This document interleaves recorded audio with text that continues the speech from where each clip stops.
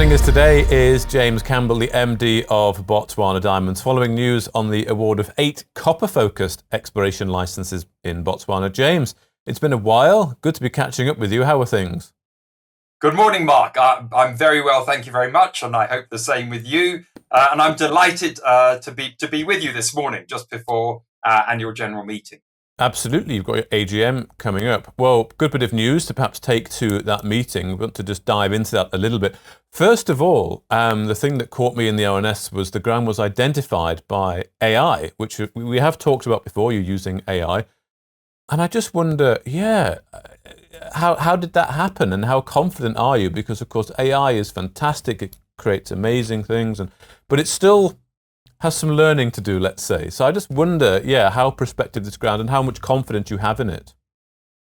Mark, it's a very good question, and investors actually ask me this question. Well, I'd like to look at it from 2 components. Firstly, the data component, which is absolutely critical, because without good data, AI is useless. And then secondly, how we actually use AI. If I look firstly at the data component, unusually for a junior, we have 95,000 square kilometers of proprietary data.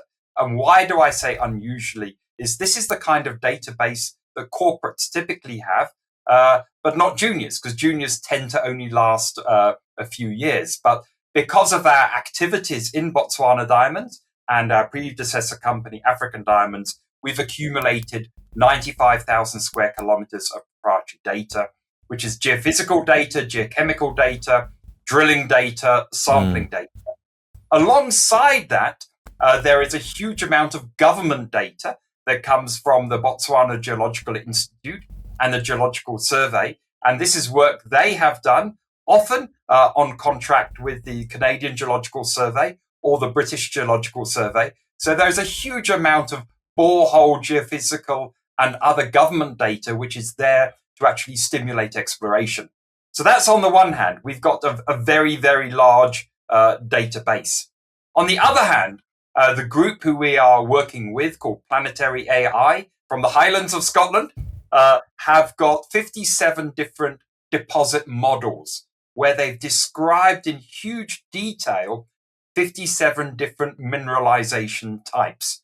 And what we've done is we've updated some of those types to make them specific for Botswana. And if one looks at this simplistically, and I'm a geologist, not an AI expert, we basically say to the AI tool, here are the 57 different geological models, go and look for them in the data. And it does this, and it's not a black box approach. We call it a glass box approach because it's exactly this. And I think we had probably 20 or 30 long meetings last year and the year before, where the AI experts, who are geologists as well, by the way, from Scotland, produced the result and said, what do you think about this result?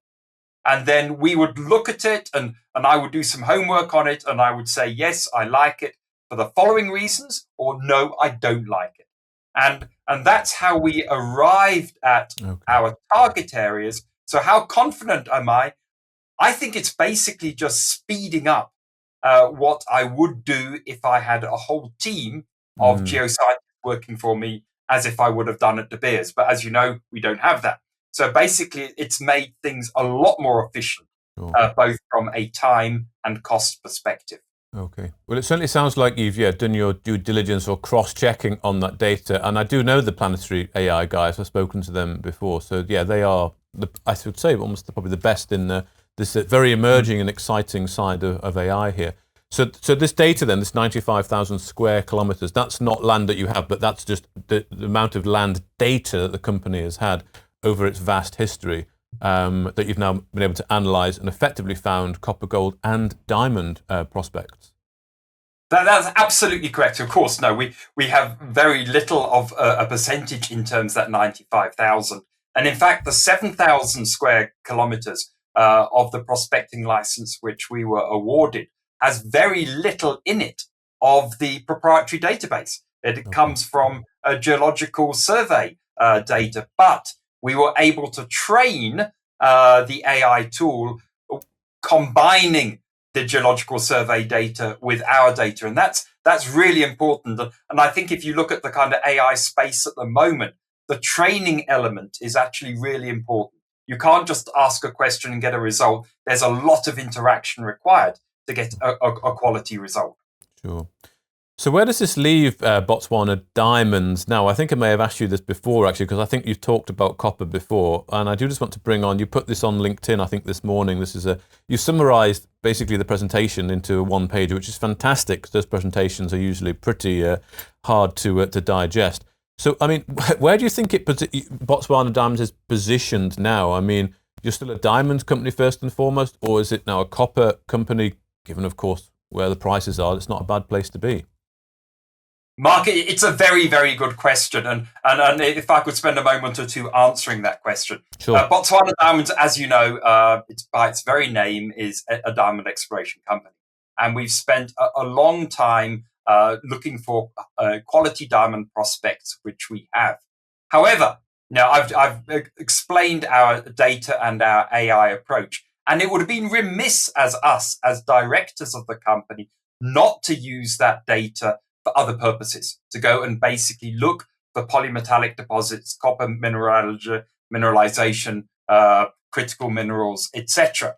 And with the downturn in the diamond market, that's what it is. And I'll chat momentarily, if you wish, in terms of our views on where it's going. It made sense to kind of almost put the diamond targets on care and maintenance, to basically wait for a better day, because we do believe there will be a better day, but to utilize our strengths in our AI and in our data. And of course, not just that, but our relationships with the government of the Republic of Botswana and our field and execution skills to basically bring those targets to fruition.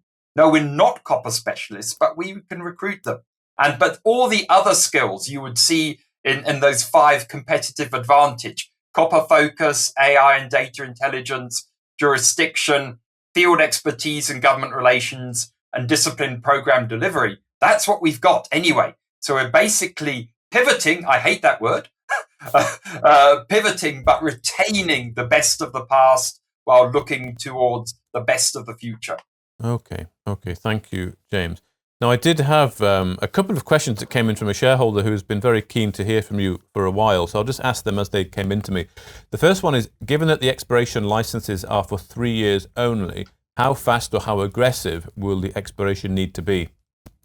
Mark, it's a very good question, and of course, much of that is dependent on funding as well. But our initial plan is, by the end of the first year, is to be able to deliver targets for drilling.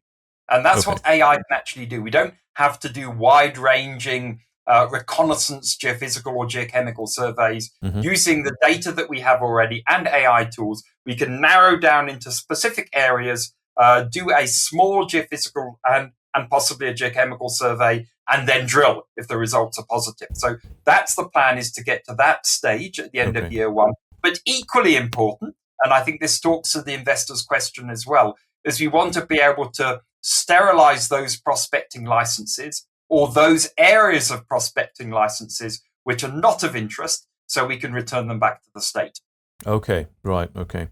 So that's year 1 is to have drilling targets effectively, and also not keep things that are not core, and then that would leave you 2 years basically to explore, to drill. That's correct. So let's assume that we meet this plan. We do drilling in year 2. Let's assume that we have copper mineralization or other forms of copper mineralization in year 2. Is we could possibly get to an inferred resource by the end of year 2. And an inferred resource means we can start to do conceptual studies.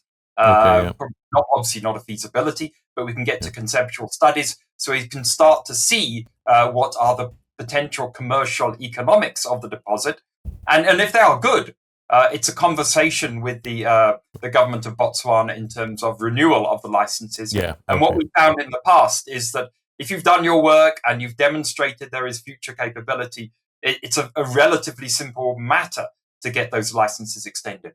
Good.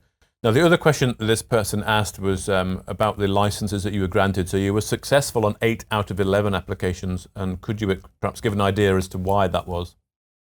Yes, Mark, it's a very good question. It's something I've been asked many, many times because, yes, we did announce in March of last year that we had applied for 11, and we announced earlier this week that we had 8. We were basically told by the government that we had too many licenses. So we relinquished 3 of our diamond licenses in the middle of last year to help the process, but we still have too many licenses. Okay. So one of the reasons I mentioned momentarily ago is that we want to try and get through the licenses as quickly as possible so we can return them back to the state so other people can actually have a go at them as quickly as possible. So that is why we only got 8. The 3 that we didn't get, interestingly, were the smallest. You'll see that the 8 licenses total 7,000 square kilometers. So each of them is round about 950,000 square kilometers each. The 3 other ones, which we were not granted, were considerably smaller and in a very, very different area. So from a prospectivity perspective, I am not overly concerned, and I exactly understand what the government was saying to us in terms of, we have too many licenses, you just got to get on with work. 100% with that. Okay, and just finally, James, then, just to think about what's happening next steps, you have explained that really year 1 is about identifying drill targets, but the RNS talked about discussions having commenced with potential partners regarding perhaps joint venture to advance. So, I mean, are you going to look to partner with someone to identify these targets, or what does this look like? Mark, absolutely. You would know that the style of the companies in which we operate, we're a junior company, and we're very careful about protecting the interests of shareholders, especially in terms of dilution and fundraising. So what we typically do is once we have licenses, or once we have found specific targets on those licenses, we typically look for farm-in arrangements or joint ventures with mid-tier companies or majors where they will share the risk in terms of drilling. You would know that we did that with De Beers in African Diamonds. We've done it with Alrosa in Botswana Diamonds. We are joint ventured with a local company, Future Minerals, in Maibwe, one of our diamond projects. So it's a very common model that we adopt. And yes, we have absolutely started talking to potential joint venture partners. Okay, good. And just finally, did you want to sort of touch on the diamond market and what's going on with the diamond projects in the company? I think I remember when we spoke last time, it wasn't you that said this, but one of the sort of experts in the space you speak to actually speculated that the bottom was in. Maybe it was called a bit too early. It's always difficult to call these things, but just a minute or so on what you think, where you think the market is and how it affects the diamond project. Look, I would hate to say if we've reached the bottom or not. I would like to hope we have, but hope is not something that you can invest in.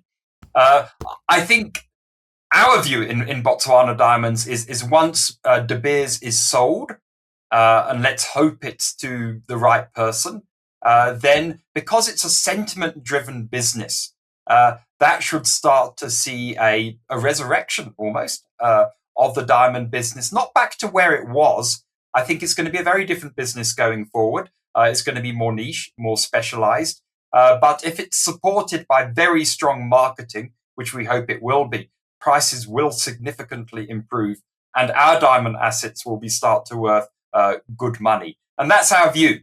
But of course, it's a process. Now, Anglo American have announced that they've shortlisted their bidders and they will be shortly announcing who the bidder is. And I think that level of certainty is so important for the industry, seeing that there's been about a year and a bit of uncertainty in terms of the whole process, which has led to declining prices. So we look forward to the announcement. We hope and pray it's somebody with a strong marketing background, great relationships, a great vision for the industry. If that's the case, then we believe the rough diamond market and rough diamond exploration and mining have got a great future. Okay. Well, James Campbell, MD of Botswana Diamonds, thank you as always for your time. Thank you so much, Mark, and thank you very much for having me. If you enjoyed this interview, then give us a thumbs up, a like or a retweet.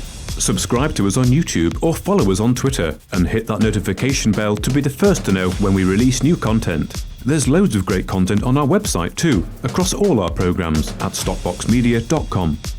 Thank you for watching.